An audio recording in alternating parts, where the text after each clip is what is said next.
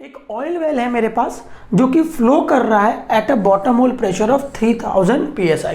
मतलब मेरे पास एक ऑयल वेल दिया हुआ है जो कि 3000 psi पे फ्लो कर रहा है and the reservoir has an average pressure of, उसने मुझे एवरेज प्रेशर रिजर्वायर का बता दिया। पी एवरेज मुझे दिया हुआ है 3250 psi। अब बताया कि उस पर्टिकुलर रिजर्वायर में हम बिल्डअप टेस्ट करने जा रहे हैं। Reveals that the slope of the straight line of the Horner's plot.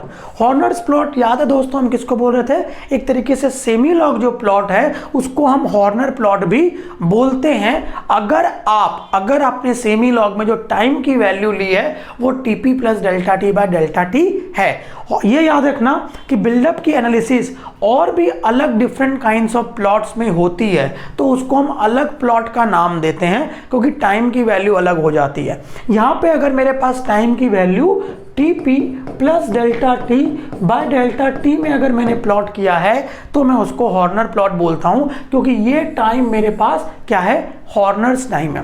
ठीक है, बस नहीं तो उसमें एम की वैल्यू उसने दे दी मुझे 38.5 psi पर साइकिल एंड स्किन फैक्टर भी उस वेल का बता दिया कितना है। ये कहाँ से पता चला है? बिल्डअप टेस्ट करने के बाद मुझे क्या पता है? एम और एस की वैल्यू पता चली है।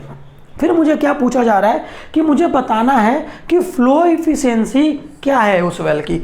अब समझने वाली बात क्या है, देखो स्किन फैक्टर इस पर्टिकुलर वेल का जो दिया हुआ है वो पॉजिटिव है, मतलब वेल क्या है? डैमेज्ड है विथ स्किन फैक्टर ऑफ 3।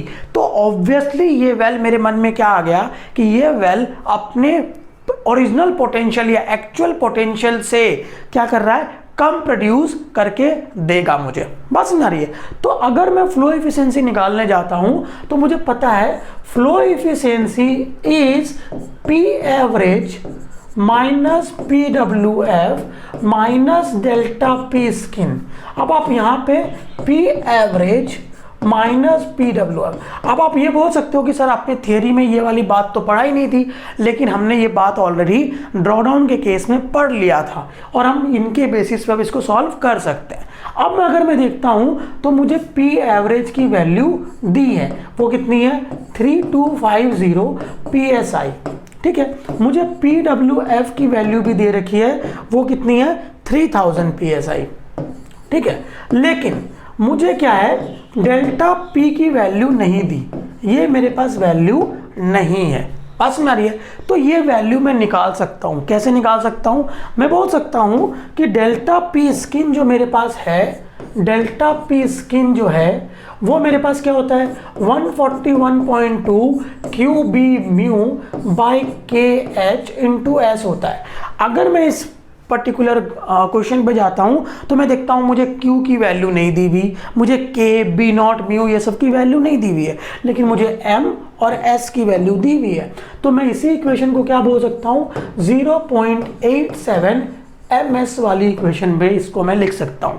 तो अब मेरे पास डेल्टा पी स्किन आसानी से आ जाएगा। डेल्टा पी स्किन क्या हो जाएगा? 0.87 इंटू एम की वैल्यू कितनी दी हुई है? 38.5 इंटू एस की वैल्यू कितनी दी हुई है? 3। तो डेल्टा पी स्किन मेरे पास कितना आ गया? तो मैं बोल सकता हूँ 0.87 इंटू 38.5 इंटू 3, तो ये कितना आ गया? 100.48 psi आ गया। तो अब मुझे अगर फ्लो इफिशिएंसी निकालना है तो मैं डेल्टा पी स्किन मेरे पास कितना आ गया?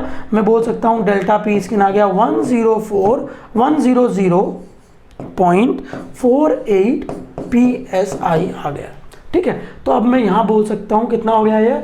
3250 माइनस 3000 माइनस 100.4 अपॉन 3250 माइनस 3000, यही हो गया। तो ये कितना आ जाएगा? That is 250 minus answer, that is हो गया 149.5 6 बोल सकते हो, 5 1 ले लो अपॉन 250। तो ये कितना आ गया? This divided by 250, that is 0.598।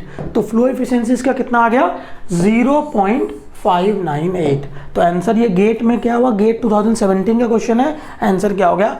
0.6 आ गया, मेरा भी आंसर क्या है, अप्रॉक्सीमेटली 0.6 है, दैट इज राइट। तो ये क्वेश्चन क्या हो गया मेरा, गेट का, आसानी से हमने सॉल्व कर लिया। इसमें कोई भी ग्राफ का काम नहीं आया, कोई भी ग्राफिकल फॉर्मूला वगैरह यूज नहीं हुआ।